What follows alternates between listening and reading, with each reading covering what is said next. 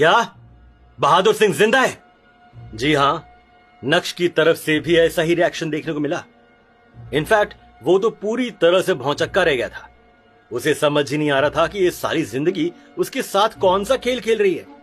पहले नकली बहादुर सिंह और फिर उस बॉडीगार्ड को मारकर नक्श को लगा था कि बहादुर सिंह का चैप्टर क्लोज हो गया है, लेकिन जो लोग नक्श को मारने आए उन्होंने बहादुर सिंह का चैप्टर फिर से ओपन कर दिया था। हालांकि नक्श को बहादुर सिंह की कोई क्लियर अंडरस्टैंडिंग नहीं थी। उसके सामने जो आया और जैसी सिचुएशन क्रिएट हुई, नक्श उस हिसाब से मारता गया। और उसे क्या पता कि कौन असली है और कौन नकली। लेकिन अगर ये लोग जो कह रहे हैं वो सच है, तब तो केवल एक ही पॉसिबिलिटी बचती है। असली बहादुर सिंह किसी के सामने कभी अपीयर ही नहीं हुआ है और नक्श जिन्हें बहादुर सिंह समझ रहा था वो सिर्फ डमीज थे। इस बारे में सोचते हुए नक्श की धड़कन अचानक से कुछ ज्यादा ही बढ़ गई थी। एक और चीज है जिस पे गौर करना बेहद जरूरी है। बहादुर सिंह है कौन? इंपीरियल कैपिटल के वैली ब्रांच का कोई मसीहा, कोई दूत, कोई मास्टर, कोई गुरु? जी नहीं, वो तो बस अंधेरे को रोशन करने वाला एक दिया है।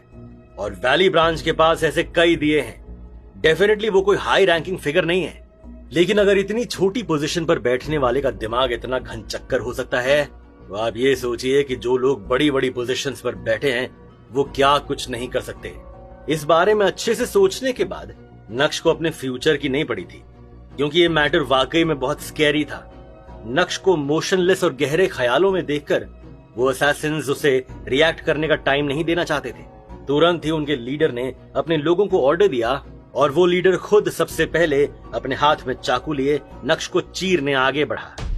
जब वो चाकू नक्श के सर से 10 सेंटीमीटर की दूरी पर था, तब अचानक से नक्श की आंखें चमक उठी। तुरंत ही नक्श ने अपना हाथ ऊपर उठाया और उस चाकू को पकड़ लिया।